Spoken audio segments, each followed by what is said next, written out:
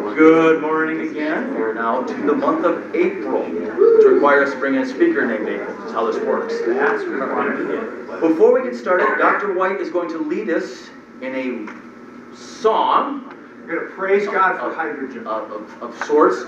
I also don't know what's going to happen, so smile and stick with it. Bruce is a far better singer than I am, so it's the tune of Joyful, Joyful, We Adore Thee.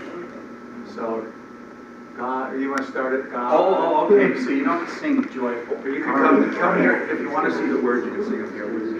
Yeah, there we go. Ready? God reveals His truth through nature, all of science points to Him. As we contemplate the cosmos, let us start with hydrogen. Single protons whirl together, transform mass to energy. Grow our food and drive our climate, give us light to let us see. Those whose only source of wisdom is the world that God has made, bow before the solar glory, thinking it can give them aid. Wait a minute. Oh, you guys are supposed to be singing. Yeah, I can't hear. This is joyful, joyful. This is not a duet, gentlemen. Okay. You're wasting our time here. Okay, so we go. But the Bible rightly shows us that the Son is from the Lord, giving life to all creation, unto all His graces poured. Deep within the Son's interior, nuclei are bounded tight, building up each fundamental element required for life.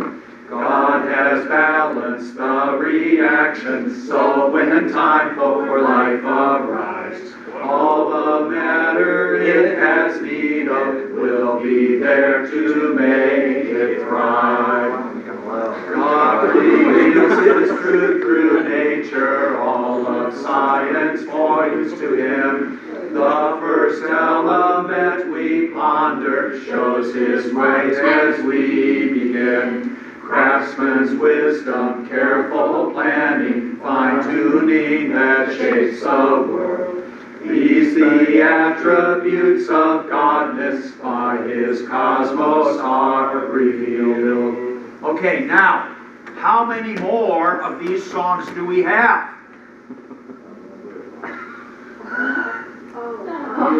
What's the next one? All right. Next NATSI seminar, one of you needs to write us a hymn to helium. Oh my goodness. Thank you very much. All right, that'll be full of air. Okay, come on up. Now, that went pretty good, actually. Was that the April Fool's part, or is No. April the April Fool's part? That's what people Let's want to not know. give her the opportunity. All right. Thanks for coming again today. It's our distinct pleasure to bring back a graduate, someone who sat in these chairs not that long ago. April Kreibel is a PhD student in computational medicine / bioinformatics at the University of Michigan. She was a math major here and a biology minor. She is going to give you a very interesting look into how math and computer science is directly intertwined with how we understand and are looking at biology.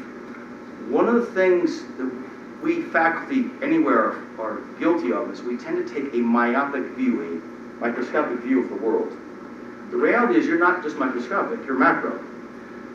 Now take that to another level, global.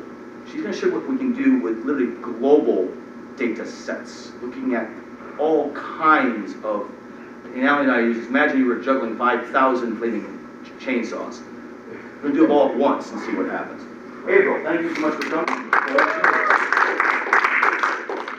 thank you for sharing your morning with me today. I'm really excited to be talking with you. Today I'll be presenting a fresh perspective using dimensionality reduction to understand high-dimensional data. To start off with, I just wanted to provide an overview of my presentation for those of you who kind of want to get a general sense for how it will be organized, or for those of you who are counting down to lunch, it will make it easier for you to follow along. And then one addendum that I do have is please interrupt with any and all questions. I tried to make this an accessible presentation, so I want you guys to be able to understand what's going on and take the main drivers out of this presentation. So please interrupt, and then I'm also happy to take questions at the end, of course. So to start off with, we're going to talk about why we need dimensionality reduction. Then we're going to talk a little bit about principal component analysis, which is a main way of performing dimensionality reduction. Then we're going to get into non-negative matrix factorization, how that can be applied to biology, and then we're going to talk about a little bit that my lab does, which is integrative non-negative matrix factorization. And so those will be the main points that we're covering today. So in order to talk about dimensionality reduction, we first have to talk about big data. And big data is exploding across a breadth of applications. But first we have to understand what it is. So big data is data that is too large or too complex to be analyzed with traditional data processing software. And so if you can think of a table where, for instance, we might have patients as the number of rows, and then the number of columns might be things like heart rate or BMI or blood pressure when you come into the doctor's office. So we already know that with larger populations or increasing number of rows, we're going to end up with higher statistical power. And then as we add different variables from your doctor visit, so for instance, if you just have heart rate, you have a pretty low complexity for your data set. But then if you add BMI and heart rate, you're increasing your complexity of the data set. And so both of those dimensions can expand exponentially. So how are some people using big data? So Amazon is a big user of big data. It uses data to target their market based on user demographics. So big data is what's tracking, what you click on, what you search, and the other things that you're interested in. Another thing that big data is used for is education. So Purdue had this creative idea of using an early intervention system called Signals. And what Signals did is it predicted academic issues and it would raise a flag to signal teacher intervention when people started trending down the wrong path. Students taking 2 or more Signal classes had a 21% chance of they were less likely to drop out than students who were not taking the Signal classes. So they used the big data to kind of find signs of academic issues before and signal interventions. And then you can also use big data in healthcare, and you can think of these as being your smart devices and all of the data that you get from those. Those generate a huge amount of data every day. Think about it, you're tracking your heart rate, your number of steps, all of that. And so doctors can use these different variables to help discover trends in patients. And then also our favorite UPS uses big data, and they actually use big data to determine a no left turn policy because they found that they were using an immense amount of gas making left turns, and instituting this no left turn policy has saved them 10 million gallons of gas every year. Wow. So these are some of the examples that big data can be amazingly helpful, but there's a lot of issues that are associated with it as well. And some of these issues are things like storage, sharing, updating the data, privacy, and then searching within that data. And then what we'll be talking today about analysis and visualization of the data. Now, I first want to talk about how we can visualize and understand data. And the data set that I found for this is about wine, and I know that we're at Spring Arbor, but it was the best data set. It's a very good data set to explain this, so just pretend that it's grape juice for orange. Great, got it. Okay, and so to start off with, you can think of 3 different cultivars of wine. And I'm not a plant biologist. I didn't know what cultivars were when I was first looking at this presentation. But you can think of them as different breeds of plants. Like you have a Macintosh apple, that's kind of like a cultivar, or a Granny Smith apple, that's like, there's different cultivars of grapes, or different breeds of grapes. And so that is what the 3 colors in the plot signify. The green is one cultivar, the red is another cultivar, and the black is the third cultivar. And when we're just looking at 2 aspects of this data, so for instance, alcohol content and color intensity, it's pretty easy to visualize how these variables might be related to each other when we're looking at this data set. We can put the alcohol content here on the x-axis, and we can put the color intensity here on the y-axis. And we can see that the variables separate pretty well by cultivar, and there's some relation between color intensity and alcohol content. And we can start to gain some intuition for how these variables interplay within this particular data set. And And so two-dimensional data is relatively straightforward. But what if we want to add a dimension? What if we also want to look at flavonoids? So flavonoids are the main polyphenols present in red wine by weight and are primarily derived from the skin or the seed of red grapes. And so we want to see also how these are going to tie in with our other variables of alcohol content and color intensity.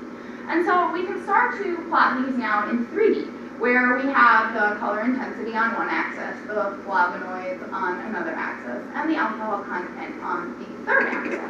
And so you can see that we're still getting separation of the data, and if this was an interactive PowerPoint, I could spin this and show you that how we can look at different angles of the data and how they relate to each other.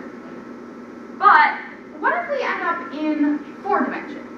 Can anyone tell me how we're going to visualize that? Or what if we want to look at the entire data set for 13 dimensions? You can't visualize that, right? We have no human concept of looking at something in 13 dimensions and saying, these are the differences. We haven't reached that point of understanding. And so past 3 dimensions, we can't use our typical standard approaches of just graphing the data along their variables to understand it and to gain some intuition as to what's going on in that data set. And so that brings us to our first topic of principal component analysis. And we're hoping that it will be our knight in shining armor and solve all of our dimensionality reduction problems. So we can define very technically PCA as the dimensionality reduction method that functions by transforming a large data set into a smaller data set that still contains most of the information that was present in the large data set by defining things called principal components that capture the largest degree of variance within the data. So that's a lot first to unpack.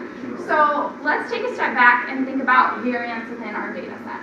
So variance, if you recall your standard statistical classes, is just a measure of dispersion or spread within the data. So if you have a collection of data points, how spread out those data points are. And we know intuitively, if we're thinking about 2 points within space, that points that are closer together in space are more likely to be similar. We understand that as different groups, as we look at different groups of people as well as different objects, we understand that we naturally want to group them into different categories. And so the breaking down of this more technical definition into something similar is we're just trying to look at the big trends within all of these data points and use those big trends to create a smaller, simpler data set that defines the many data points by those big trends. And so PCA is our way of reducing dimensionality within a data set, but retaining a lot of the original information. And so first, now this gets a little bit technical, but just stick with me and I promise I will try my best to make it make sense.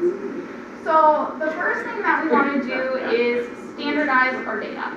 And this is important because each variable needs to contribute equally to the PCA. So if you can see, we're looking at the head of this data set where I'm only showing the first 16 instances of the data set, but there's 178. And you can see that for alcohol content, we have numbers like 13 and 14. So these are pretty high magnitude numbers. But if we look at hue and ash, these are a lot smaller. They're only 1s and 2s. So if we don't standardize the data somehow, these values that are measured in terms of bigger magnitude are going to be what's driving all of the differences in our data, and we're not going to be identifying the key things that are really making our data points different. So the first thing we want to do is standardize, and all we're going to do is we're going to take each value, we're going to subtract the mean, which is called mean centering our data. So basically, if we have the data, we're shifting it all to the center of the axes, so we'll be centered in the middle of the graph, and then we're dividing by the standard deviation, which is just giving us this nice end matrix where everything is scaled. And you can see now we're on a much more equivalent scale than we were up here, where all the numbers are much more able to contribute more equally. And the next thing we're going to do after we transform all of our variables in this way is we're going to create a covariance matrix, which is frankly terrifying, but it's not. So the covariance matrix is basically a summary of the relationships within the data. So you can think of covariance as the relationship of variable A to the relationship of variable B. So for instance, if we're looking at the covariance between A and B, we want to know in general, as A increases, what in general is B doing? And so if the entries of the covariance matrix are positive, then as, for instance, flavonoids increases, then we'll also see an increase in alcohol content because the sign of this covariance relationship is positive. However, if there's an inverse correlation, which means as one goes up, the other goes down, or vice versa, we'll have a negative relationship. And that can be, an example of that is hue and alcohol content. So in this instance, as hue goes down, alcohol content goes up. What if there's no relationship? What if it's just not involved? Then it'll be a zero. Be a zero? Yeah. There won't be a relationship. And then the diagonal here, where we have the variance of A, you can also think of that as the covariance of A with A, but you can think about a relationship of any variable with itself is going to be just the variance of that original variable, and then because we standardized our data set in this instances, it's just 1 across the diagonal. Now, one other important thing that's going to help us out later is you can see that this is a symmetric matrix, and that's because the relationship of, you can think of the covariance, if you think of it in terms of the distance, this might help. So if you're thinking of the distance between points A and B, that's going to be the same as the distance between points B and A. It's inverse. So that is going to give us a symmetric matrix, and you can see that here where flavonoids and alcohol is 0.23, and alcohol and flavonoids is also 0.236. And those are going to give us some interesting properties that allow us to help get a little bit intuition behind the drivers of this data. And so the next thing that we're going to do is we're going to solve for the eigenvalues and the eigenvectors. Now, if you want a true breakdown of how to solve these, I will let you go to and take your linear algebra course. But a very, very summary way of thinking about eigenvalues and eigenvectors is just thinking that if we have this original covariance matrix A, then we also have the eigenvectors B. And then lambda, this weird little squiggle here, is going to be our eigenvalues. And so essentially what eigendecomposition is allowing us to do is it's allowing us to take this matrix A and perform a linear transformation on it. And so we're moving this matrix A into a different space. And we're defining that space such that the eigenvectors, those B things, that 1, 4, is going to be the directions of, where the eigenvectors are the directions of the axis where there's the most variance, so the most information in the data set. And the magnitude is just going to be determined by the eigenvalues. So if you think about doing this in real time, we have this matrix A, and we're timesing it by this eigenvector 1 over 4. And we're getting this 6 by 24. So we're performing a linear transformation where we move the matrix A, we're performing the linear transformation of 1, 4, and we're moving it to this 6, 2, 4 space. But we can also retain the same amount of information by just timesing this vector by an eigenvalue of 6. And so you can see that the 6 by 24 is the same, but we're able to capture all of the information from A within this 6 by choosing our eigenvectors very, very carefully. And so this dimensionality reduction allows us to come up with eigenvalues and eigenvectors for the covariance matrix that we saw on the last slide. This is the covariance matrix. And so what we do next is then we order the eigenvalues. And the reason that this is important is because the eigenvalues are capturing the amount of variance within the data. So the eigenvalue that has the largest magnitude is capturing the largest variance within the data. And so that's going to be telling us what the biggest differences in our data are, and then we can step downward from that to look at the reducing number of variations within the data. So these we can understand as PC1, PC2, PC3, PC4, and PC5, where PC is principal component. And then we can understand the variables as alcohol, flavonoid, color intensity, ash, and hue. And so this gives us a new way of thinking about the data and also how we want to rank them. And I want to talk a lot about the principal components and how they're capturing the variability within the data set, because it probably didn't make much intuitive sense from just the equations. And so when we're looking at principal component analysis, if we were to just plot how the variables load on the principal component 1 and principal component 2, the way we designed them, remember, was to capture the most amount of variance within the data. So we're graphing this 5-dimensional data set in 2 dimensions, and you can see that we're still able to separate out the main variables within the data. So we're able to group them, even though we have 5 variables, and so we're visualizing 5 dimensions in 2 dimensions. And so you can see that for PC1 and PC2, where we think we have the most variance captured, we can do this really well. But then when we move on to principal component 2 and principal component 3, we're less able to distinguish those groups. So we can still distinguish the cultivar in black, but the cultivar in green and red are kind of mixed together, and we can't just sort them out quite as well. And then if we look at PC3 times PC4 and then PC4 by PC5, we can see that we aren't capturing much of information within this data set at all. They're all lumped together, and there's not much there to spread out. And a visual representation of this is if we look at the amount of variance that is captured by each PC in a quantitative way. So along the x-axis we have PC1, PC2, PC3, PC4, and PC5. And then along here, I realize that that's really small. It wasn't that small on my laptop, and I apologize.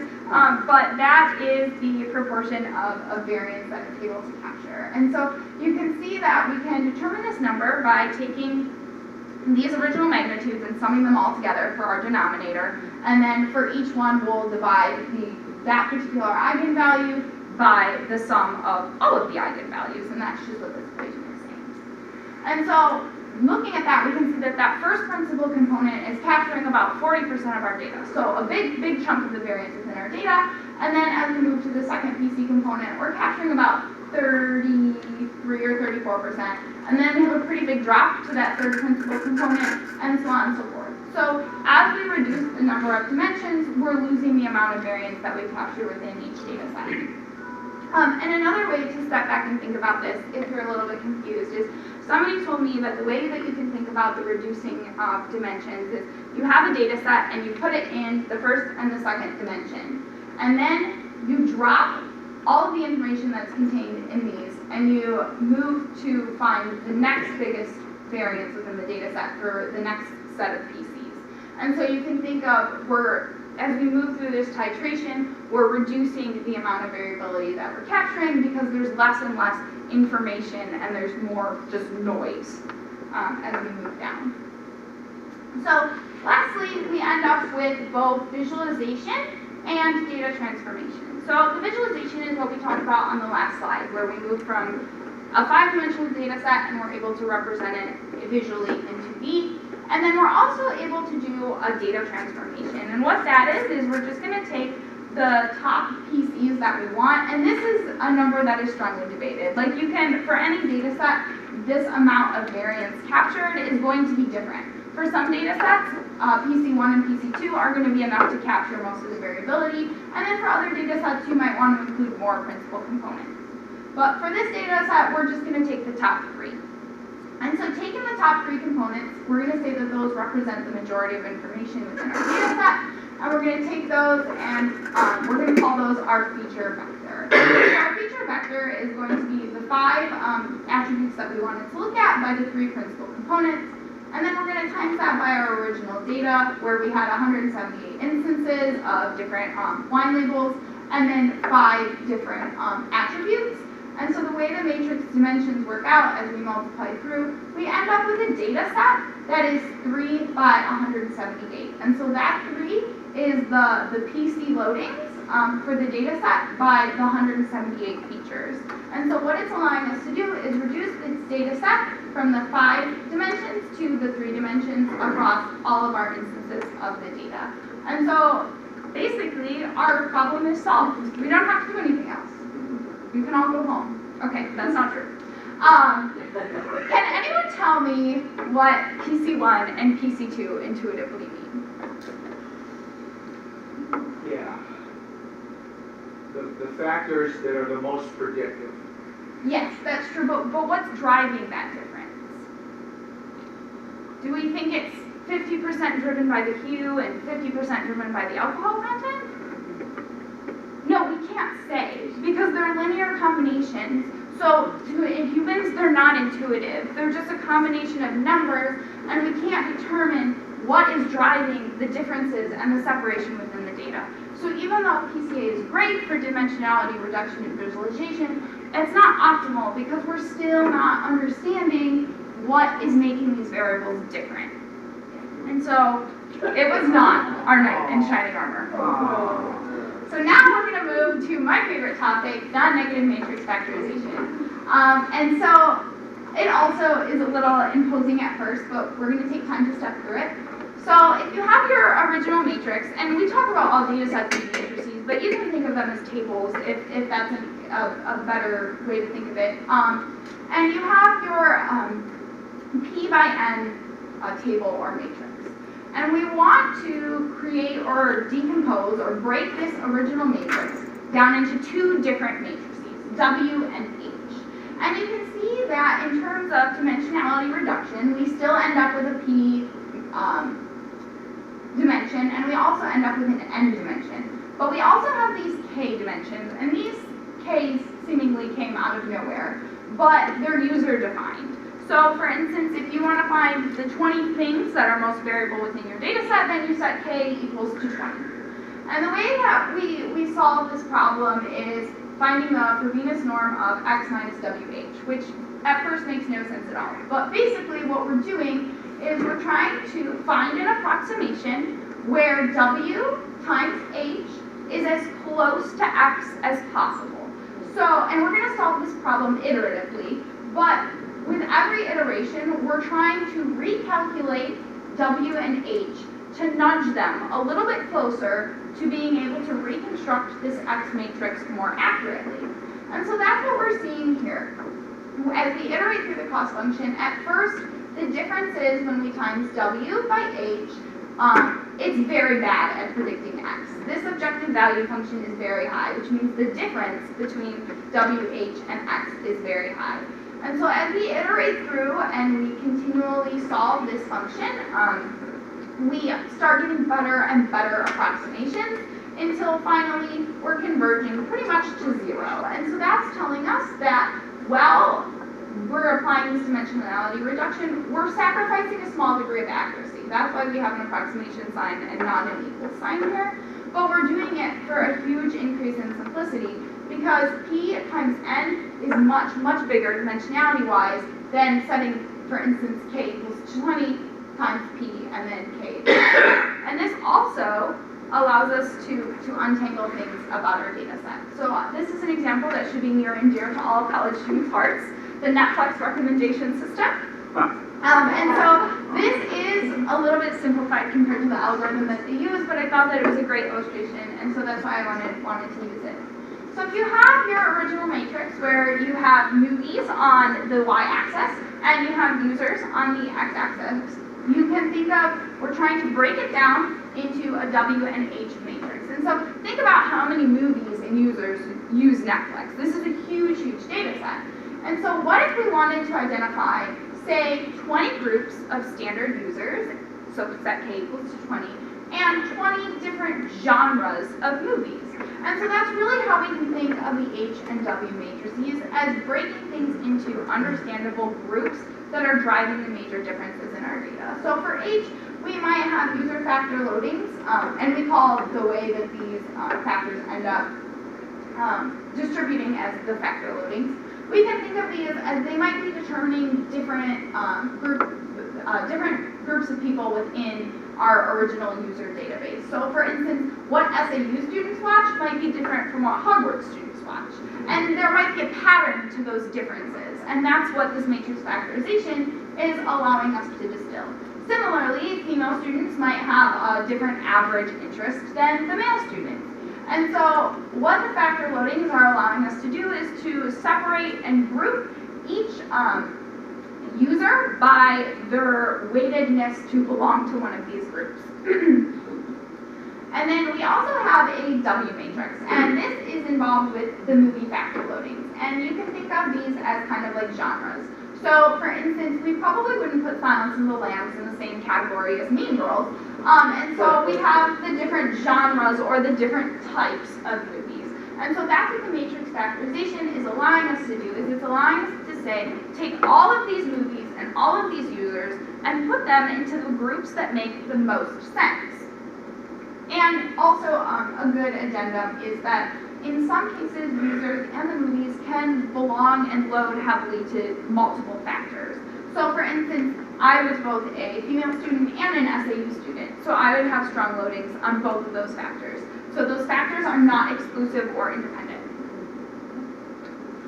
So now we're going to talk finally a little bit about biology and how we can use this in terms of biology. And in order to do that, we first have to talk about single-cell RNA sequencing. And so at a very, very bird's eye view, what single-cell RNA sequencing is it's just taking a tissue, taking the cells out of the tissue, leaving them as single cells, and extracting their DNA. And so then we can say, after much bioinformatics analysis, that we have cells A, B, C, D, and E, where each different cell is a little independent entity. And then we have its gene expression on the y-axis. And so this is basically, you can read the entries of this matrix as, for instance, cell A's expression of gene A is 1, or cell B's expression of gene A is 0. And this kind of data set can help us answer questions like how disease state might be different. And the reason that the sickle cell part of it is important is because if you have, for instance, a body's immune system, some immune cells might have a different response to disease and some might not be affected at all. And so this is kind of helping us tease out, okay, what are the exact responses of different groups of cells? And so we can also answer questions like what types of cells are involved in a brain's response to stimulus. So for instance, if you have like a little rat on a treadmill and they're tracking its neuron impulses, they're trying to say, all right, what genes are being highly expressed in this mouse's brain when it sees a specific thing. And so these are some of the questions that we can ask, but the problem is that it's not unusual for these data sets to be about 27,000 genes by 70,000 cells. And that's being pretty conservative. So for some of the Brain Consortium data sets, we have over 2 million cells. And so as you're looking at this huge amount of data, like if you just open it on your laptop, you're like, where do I even start with this? This is just huge. Like, how do I distill groups of genes and groups of cells that are important biologically? I want to step back from the data and identify the big driving factors within this data set. And so that is where we're going to use dimensionality reduction. So let's go back to non-negative matrix factorization and see how we might apply it on biological data. So if we have now this original matrix where we have cells by genes, again, you can think of this in terms of the Netflix example. These were the users and the movies. So now we want to break them into pieces where we have the cell factor loadings, where instead of groups of users, we have groups of cells. So this might be a B cell from your immune system, or a different excitatory neuron from your brain. So that is helping us break these cells into different groups. And then we have our metagene matrix, where the different metagenes, you can think of them as families of genes that might be involved in a biological process. So for instance, if your body was undergoing an immune response, all of your immune genes might be activated, or certain ones along that pathway might be activated.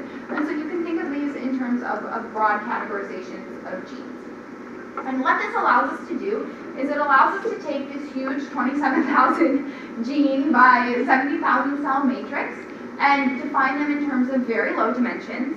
Then we can apply, I'm not going to talk about UMAP today, but if you do want to follow up, I'm happy to send you articles about it. It's really cool. But it's allowing us to take these low dimensional matrices and just visualize them in 2D. And so we're looking at this 2D representation where each of these little dots is a cell, and they're colored by the different groups that we found in this cell factor loading matrix. So these are basically saying, okay, these cells here are pretty similar, And these cells here are similar, but there's still distinct groups among those different types of cells. And so another thing that we can do is after we've grouped the cells like this, we say, okay, we have these different cells, and we have these cluster labels that are 0 through 8. That's not very informative. So how do we then move to the next step? And the next step is to look at the expression of marker genes within a data set. So a marker gene is a highly expressed gene that's going to give us some intuition for a cell type. So for instance, CD14 you can see has a really high expression down here in this orange 1 cluster. So we can probably annotate these cells as the CD14 monocytes. And so doing this, following this pattern of marker gene expression, we can identify cells by type, and we can then label the cells. And the reason labeling the cells is important is, especially if we are using 2 different samples, sometimes we end up with differential gene expression for just a single cell type between a diseased and healthy patient. So that might look like, for this might be the healthy data set, and this might be the cells from the diseased data set, and they're not overlapping. And so then we can say, okay, what genes are differentially expressed between the diseased state and a healthy state? And so those are some of the questions that we can begin to answer based on the cell factor loadings. And so finally, our dimensionality reduction problems are solved. But not. Because right now, we can only do this on a single data set. But that's not the real world of biology, because biology varies across individuals, species, modalities. We have experiments across different time points, and we have experiments from different labs. A lot of times labs will specialize in different things, and so coming into my lab, we're just a dry lab. We just get data sets from everywhere, and so we have to control for how different instruments might read in everyone else's different labs, as well as the different kind of data that they're measuring, and we have to find a way to gel them all together. And so that brings us to integrative non-negative matrix factorization, where we deal with multiple matrices at a time. And so really, it looks horrifying, but we start with just 2 matrices, and opposed to our original 1 matrices, and we are trying to break them down into the same cell factor loadings and metagenes. But you'll notice that this 3rd matrix here has appeared, this B1, and I'll touch on that in just a minute. But you can start to think of these are still our cell factor loadings for each data set. So they're still identifying the groups of cells within each data set. Now, B, I, and W. So originally, these were just our W matrix where we identified metagenes. But remember, I talked about we're going to have variability based on where these samples were sequenced and the different time points. So each data set is going to have a little bit of noise and a little bit of properties that are inherent to just that data set, and that's what V1 and V2 are capturing. They're capturing the metagenes that are specific to a certain data set, and a lot of times we can think of that in terms of noise. And then we also have the W matrix, where these are our shared metagenes, and this is really the underlying biological ground truth, because we're expecting that if we're trying to put these data sets into the same reduced space, that we expect them to have something in common. So for instance, if we're integrating 2 different mouse samples that came from 2 different labs, V1 and V2, V1 might hold the properties that the cells from mouse 1 were harvested in the morning, and V2 might hold the difference that the cells from mouse 2 were harvested in the evening. But what W is it's telling us the underlying properties that are the same between these 2 mice. And we can expect that because they're both mice. And so they're going to have and maybe they were genetically mutated to express diabetes.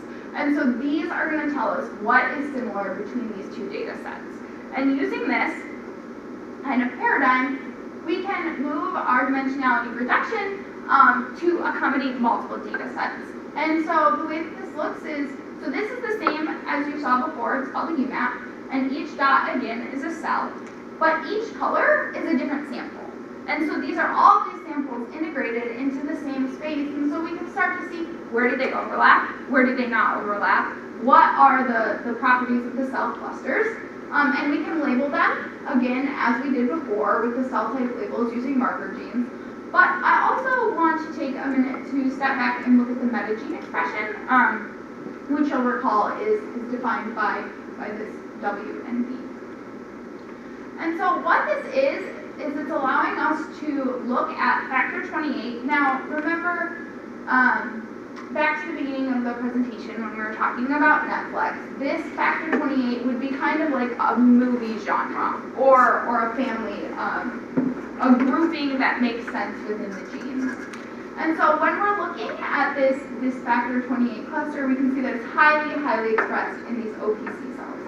And so when we're looking at it, we can also say, and this is distinct only to non-negative matrix factorization. This is what we can't do in PCA, and this is what makes non-negative matrix factorization so cool, is we can say these are the genes that are shared between the data sets that make sense within this cluster, that are all either highly elevated together or highly or lowly expressed together within this cluster. They're all showing similar biological signs.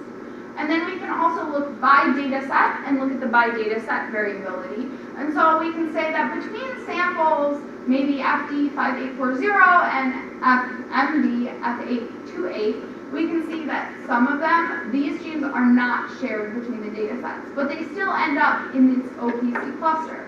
So if we're thinking about this in terms of disease and healthy controls, we can think of maybe MD5828 is a healthy mouse, and MD5840 is a diseased mouse.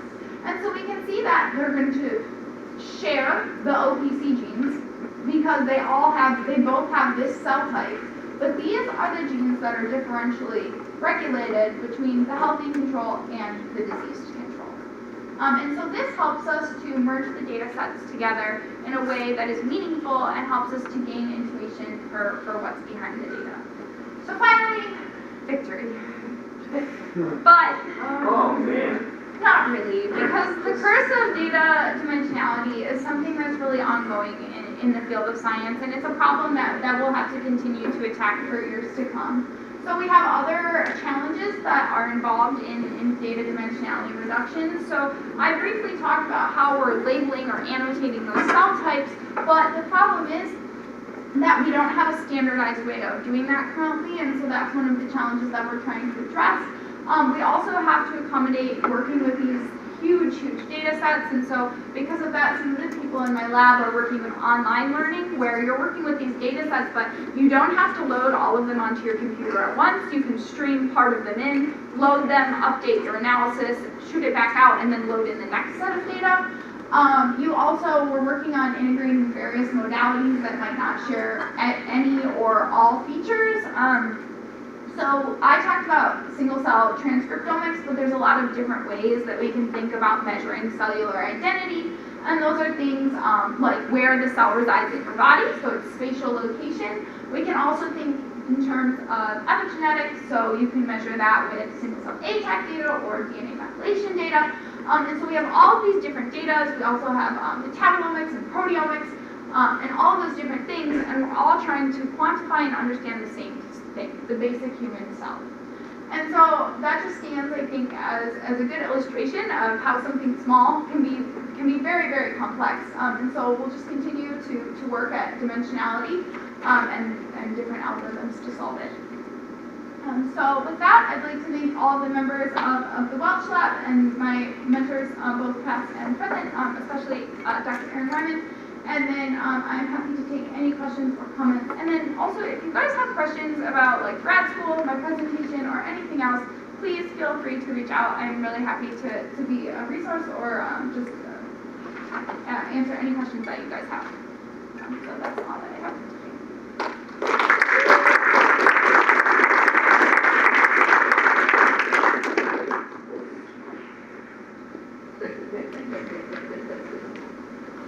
I personally enjoyed that. These two were just giggling the whole time. This is great. I know what's going on. Yeah. This is fantastic. Don't be shy. Go ahead and ask questions. So you said you're a dry lab and you receive like data from other places. How does that process work? Like, who do you choose to taking data from and just that whole process? Yeah, so it's largely dependent on what we're interested in. So we have a collaboration with the medical school. They're working with HIV data. So we'll work with them to help them understand their data. But then we also have a combination of projects. So for some of our projects, there are things that just need to be done. Like we're part of the Brain Consortium, and we have data sets from 4 or 5 different labs, and each data set is over 2 million cells, and it's our job to integrate them all together, annotate them, and upload them for biologists to use, so that way the biologists don't have to, they have a big reference data set that they can use to understand their data. And then we also have data sets that we download for things that we're personally interested in trying to develop algorithms for. So something that I'm particularly interested in is spatial transcriptomics and how where a cell is in the body is affecting its cell type and its transcriptional output. And so some of the data sets that I download they're mostly freely available, like any of you could download them. They have the spatial transcriptomic component, and so I'll be trying to design algorithms to work on that. Could you re-explain what an eigenvalue and eigenvector is? Yeah, of course. So it's a pretty long explanation, Okay, yeah, actually. But I'll just summarize it. The eigenvectors and the eigenvalues are really helping us to determine. So when you have a matrix, we're just gonna draw this. So say you have this matrix, and then you're timing it by your eigenvector v. What you're doing is you're defining this eigenvector, and there's very particular equations for how to solve this, but this is going to be a linear transformation where you're moving this matrix into a different space by v. Now, the eigenvectors have a very particular property where they are going to change the magnitude of vectors, but not the shape of vectors. So, for instance, when you have the eigenvector, its properties are that it might get longer or it might get shorter, especially depending on the eigenvalue that you times it by, but it doesn't change direction. And because it doesn't change direction, it's not warping your original matrix. So it's keeping the representative of the variance as good as possible. Does that make any more sense? It's a little bit. Yeah. Okay. I understand.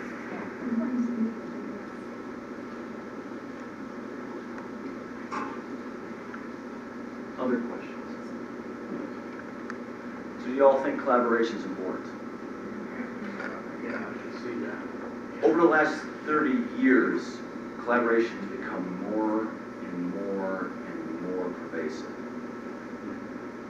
When I started graduate school, what she discusses, you wouldn't do this. You wouldn't share your day with somebody else because they would scoop you. They would take what you knew and claim it for themselves. People are reaching out to them saying, here is data. We don't know what it means. Interpret it, send it back. Thank you. And then there's shared credit when it comes out. It's extremely important. Right? At no point are we told by God, stand in aisle. Right? He says, go forth and spread the kingdom, which is what she's doing. Now, mind you, she's got funny symbols, but that's what she's doing. It's an absolutely fascinating thing. Some of you, I tell you a story, and you all look at me like 3 heads, and that's fine. I'm sure I'm holding you. I came in here one day, walked in, 7:30 in the morning. Some of you have class at 7:45. I'm so happy. And there's a screen out here, and it's rotating through images. And her face shows up on this image. I go, what? And I stood there, I waited for it to go back around. It took about 40 seconds, and pop up again. What the? So I go down to my office, and Garnet's down there. Garnet, who is this Crable? She goes, and she's looking at me, and if you've had Dr. Hogger, when she's upset with you, she doesn't say much at first. She just kind of looks at you. She kind of gets beady-eyed. Remember that young woman I've been telling you about for the last year or so? Yeah? And? Oh! That one! this room, this building is special because this is where I hear God. I sadly don't hear him in the church that often. That's more of a criticism of me than anything else. But that day, there was a signal. It was clear. He really said, find her, and whatever she needs you to do, you will do it. Now, I want to take credit for any of this. She gave me some credit. That's sweet of her. I'm not taking credit for this. Because the first 10 minutes of our conversation, as Dr. Wagner and I discussed this morning, she's ahead of me. I'm over playing catch-up. Now, she's naive, so I have an advantage. For about 6 months. This young woman is special. Truly special. Not that you aren't. Don't interpret that in the negative sense, but it has been our inherent joy to work with her. She has been so much fun, and every 6 months she sends me these cute little data sets. Look what I'm doing! And I read through them and I pretend like I have half a clue. That's pretty cool. Those are all different colors I can't see. This is great. I'm really enjoying this. But I think God's been with her. Josh Welsh is a perfect advisor for her. He may be the only faculty member on campus at UNF who actually believes in Jesus Christ. And not being quite as tongue-in-cheek as you might think. So, thank you so much. You're doing great.